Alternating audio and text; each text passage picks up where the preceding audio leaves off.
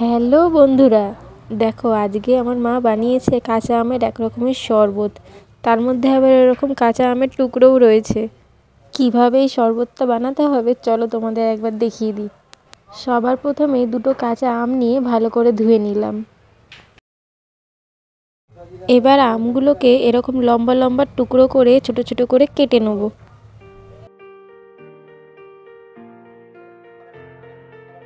কেটে নেওয়া হয়ে গেলে কড়াইতে সামান্য একটু তেল গরম করে নিতে হবে। ওর মধ্যে কাঁচা আমের টুকরোগুলোকে দিয়ে দিতে হবে।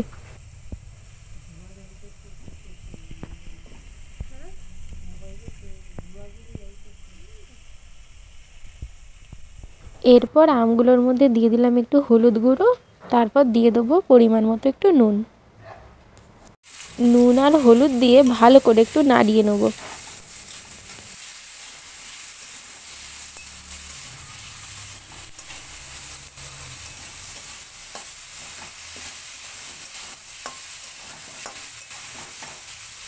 অল্প একটু নাড়িয়ে নিয়ে এর মধ্যে দিয়ে দেবো জল।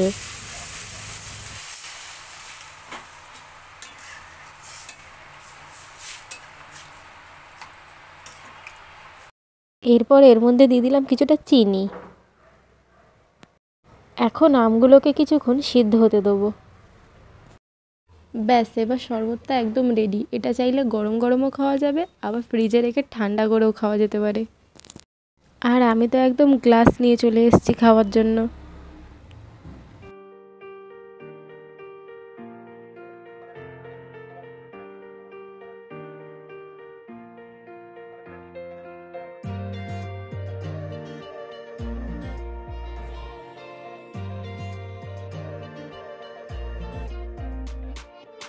এ কি, এক গ্লাস হলো না তো, পুরো একদম এক গ্লাস ভর্তি করে দিতে হবে তো। হ্যাঁ, এইবার এক গ্লাস হয়েছে।